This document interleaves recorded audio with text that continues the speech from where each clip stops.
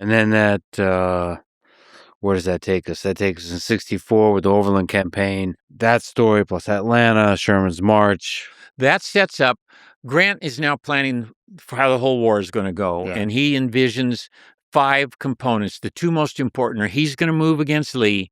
And his plan is lock up with Lee, inflict the greatest possible damage on Lee, prevent Lee from sending reinforcements anywhere else. And if all goes well, Richmond would fall. But he's not mainly interested in Richmond. He's interested in Lee's army, which is what Lincoln has been trying to get his generals to be interested in the whole time. Destroy Lee's army, and of course Richmond falls. So how is he thinking about the clash with Lee?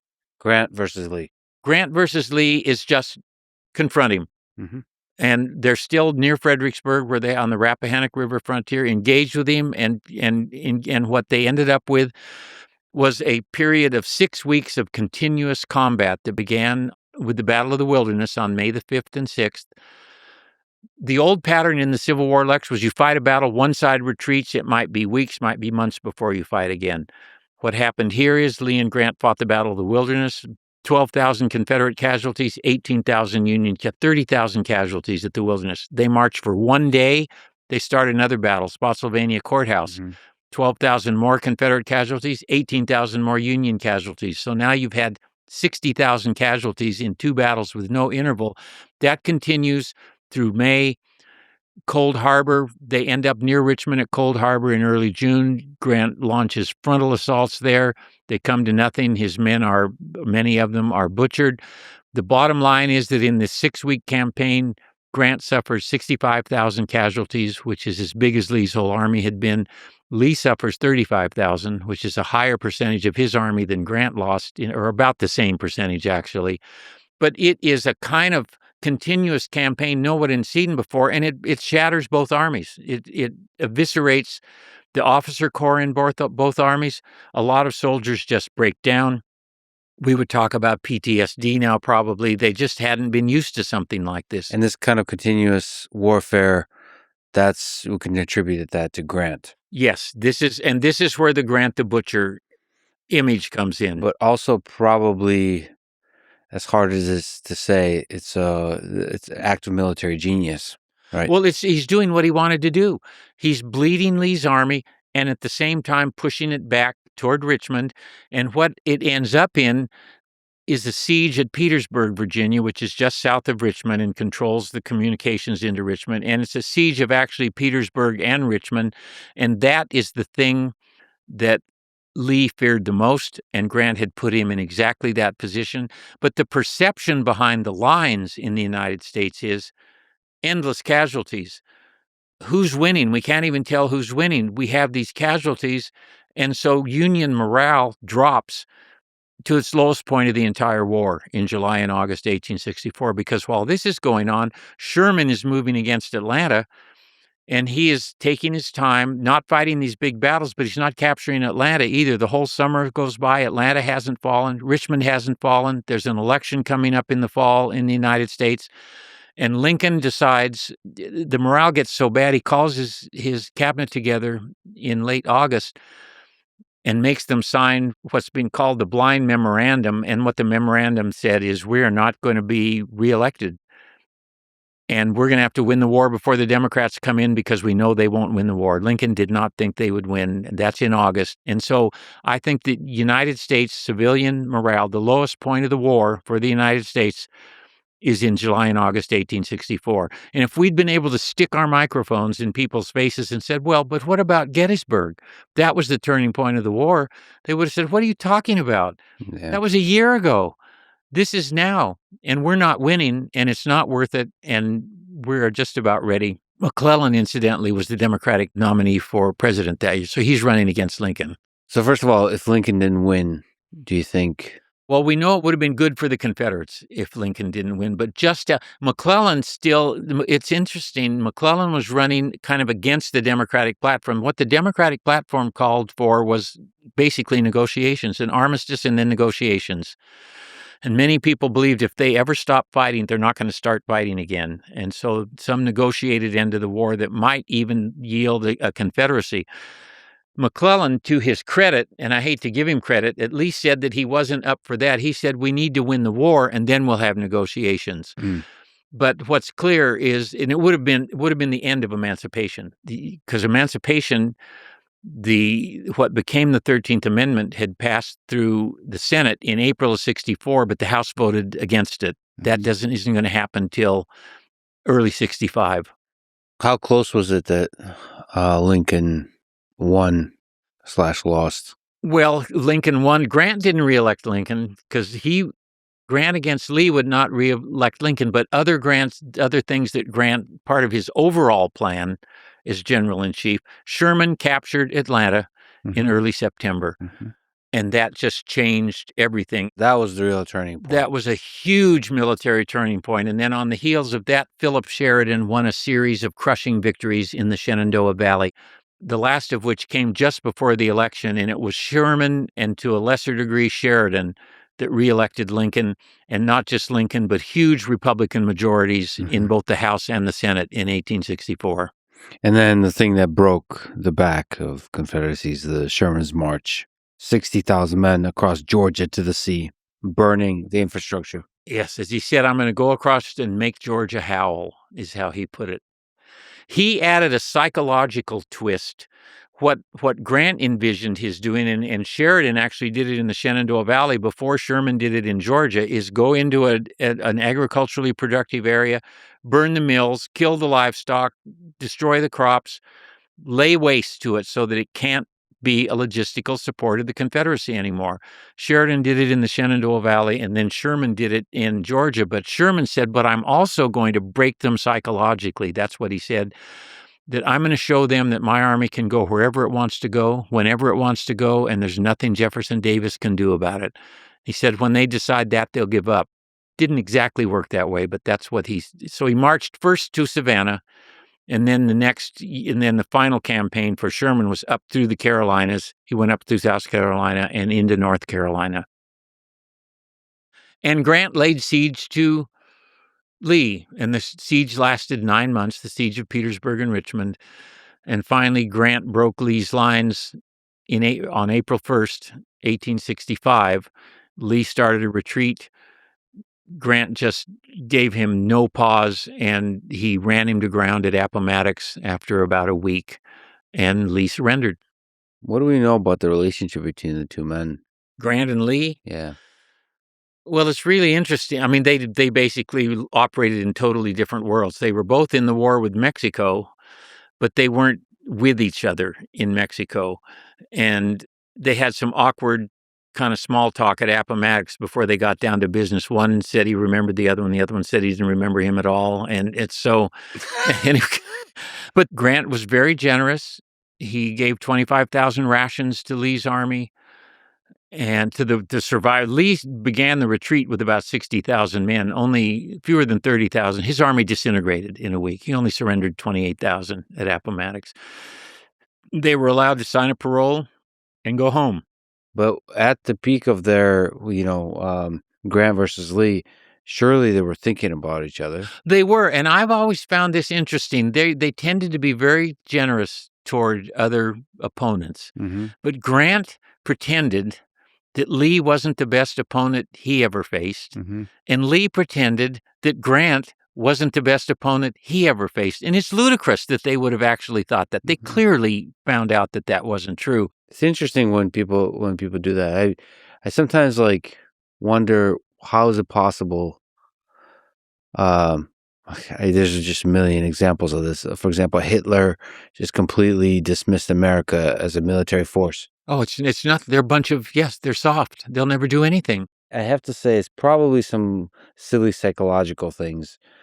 You make up your mind for some stupid reason, and then you stick to it. And you almost with a lot of great generals and leaders, you have to be stubborn in the face of facts sometimes, because all the rational people will tell you get this with Napoleon. What are you doing? The generals, the wise, smart people around you will say, don't do this. Grant's a perfect example of that, Lex, at Vicksburg, where his problem was to get his army on the same side of the river as the Confederates, where he could come against Vicksburg.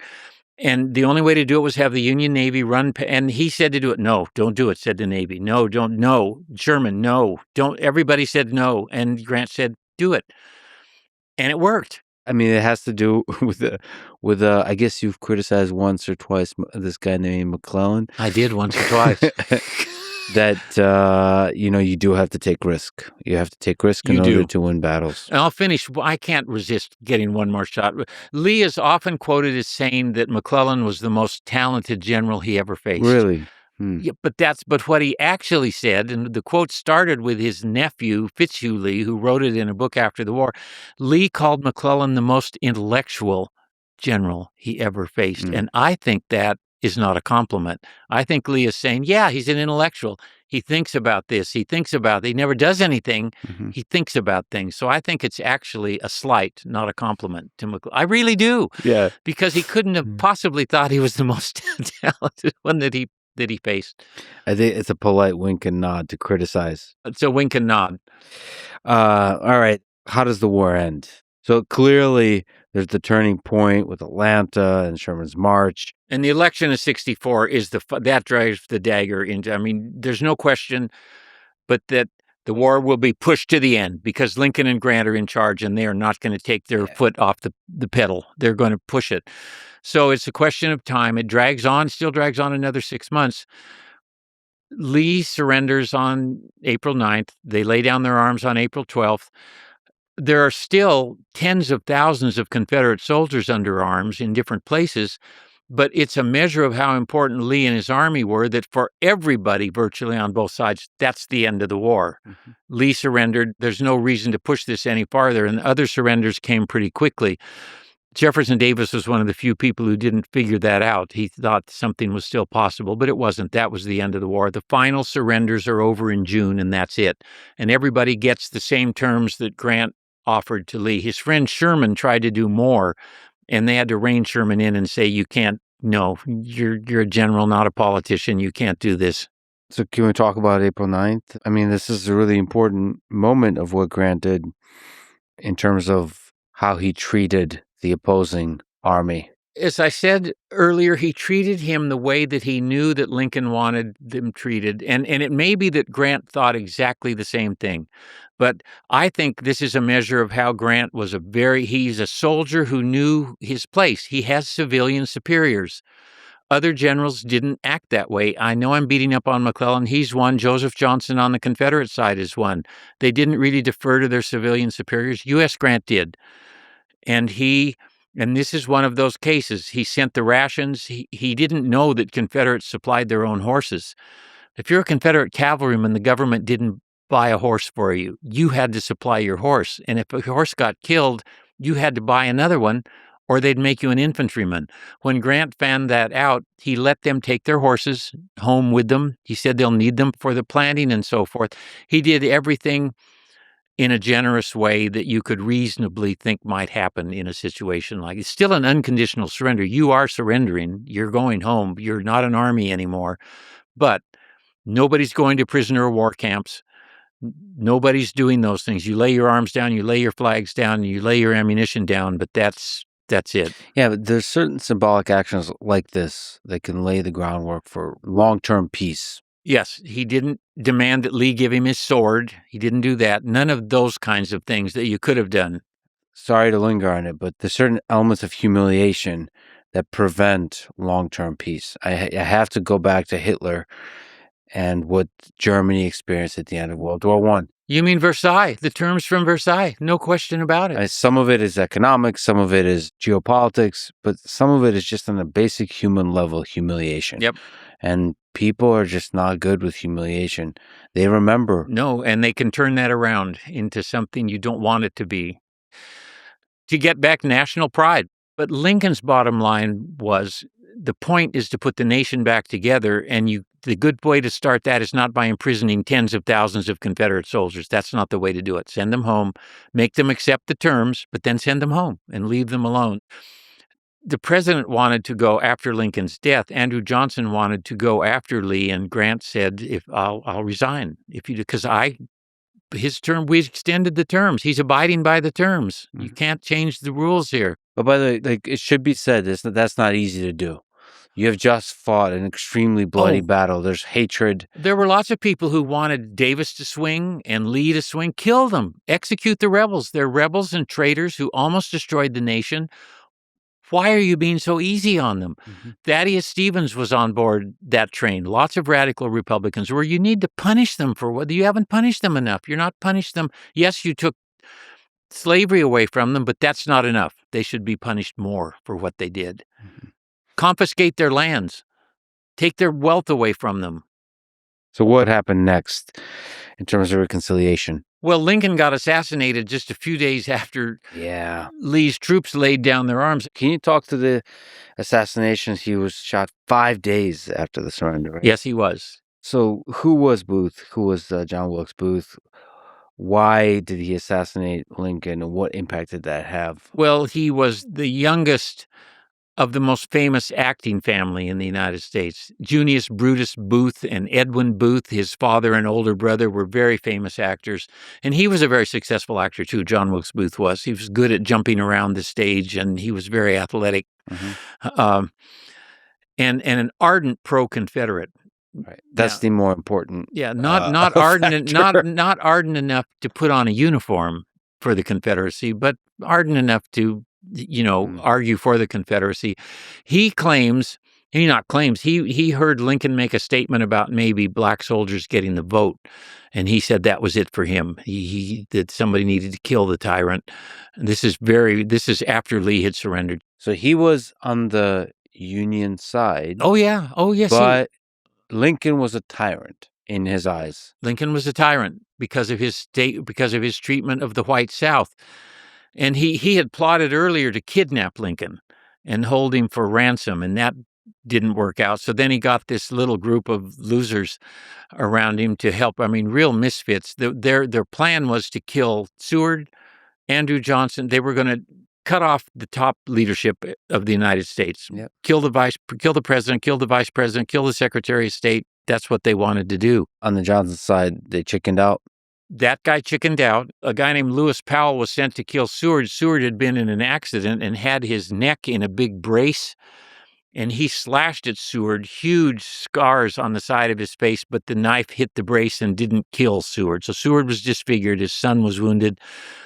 The guy who was supposed to kill Johnson chickened out, and Booth killed Lincoln. Mm-hmm. And there was a manhunt for Lincoln, or for Booth. It took a while, and he was shot in a barn rather than captured and put on trial.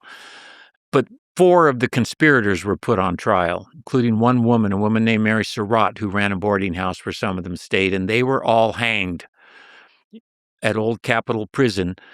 And the combination of that hanging, they were tried by a military commission and hanged, but they also put on trial and hanged the commandant of Andersonville Prison, which was the most infamous of the Confederate prison of war camps. They hanged him as well. And it seemed that those hangings sort of took the edge, the sort of we need some retribution edge off attitudes in the North. I think those things helped offset Lincoln's assassination in a sort of odd way, because the temperature went down after that. You talk about, maybe a bit of an aside, but that we Americans like to spin up conspiracy theories about assassinations of our presidents. So that's certainly very true, maybe truer than most, about Lincoln's assassination. There was a long literature, actually, began with a chemist named Otto Eisenschimmel many, many decades ago that implicated Secretary of War Stanton, mm-hmm. and blamed the radicals were unhappy with Lincoln for not being harsher on the former Confederates. And what they wanted to do was get him out of the way. They thought they could manipulate Andrew Johnson if they got Andrew Johnson in charge. So then they would pose these questions. How come no one was guarding Lincoln that night? How come the only bridge over the Potomac that wasn't guarded is the one that Booth escaped across? All of these. Yep. How come Grant didn't go to the play with Lincoln? The Lincolns asked them. Well, they didn't, because Mrs. Lincoln didn't like, Mrs. Grant didn't like Mrs. Lincoln. There are answers to all the questions, but they put all these together, added 2 and 2 and got 5, and said that it was a plot on the part of the radical wing of the Republican Party to get rid of Lincoln because Lincoln didn't want to be harsh enough on the South. Yeah, it's difficult to believe that dramatic, sometimes catastrophic things happen for seemingly that like the random, as you said, loser. It's not satisfying. You want a more satisfying, and that is a big conspiracy is better. There are all these forces at work to get rid of Lincoln, not just that the one guy assigned to guard Lincoln, there's no Secret Service then, went across the street to get a drink. Mm-hmm. And Booth had played in that theater many times. He knew exactly the layout. He'd come in earlier. He'd arrange. I mean, it's just, that's the way it worked out. And I have to say, it's kind of interesting. I have to be honest with my own mind that, like, I love a good conspiracy. My brain does. Almost I everybody does. think it's what is it? It's maybe depressing or heartbreaking to know that so much destruction be caused by random events. You want there to be a larger system at play that it makes you feel like there's a meaning to this whole thing, as opposed to the tides of history can turn on a stupid actor shooting one of the greatest, if not the greatest president in the history. That's correct. Killing him, jumping out of the presidential box, breaking his leg when he hit the stage, limping off, and getting away. Yep. Over 700,000 people dead. These epic battles, all of that. Lincoln survives all of it. And then there's... When they had the grand review in Washington, when Sherman's armies and the Army of the Potomac marched over 2 days, this amazing display of the troops that had won, the main troops who had run the war, one of the most common comments was, Lincoln's not here. Of all people who should have been here, Lincoln should have been here, and he doesn't get to watch this. He's not in the presidential box watching this. And the soldiers talked about it too. It's heartbreaking, really. Especially, I would have loved to see his evolution as a leader, as a human being, and the words he may have found to direct us as a country, in the Reconstruction. Yep, it would have been different. We can't tell how different, but it would have been different, and I think it would have worked more smoothly.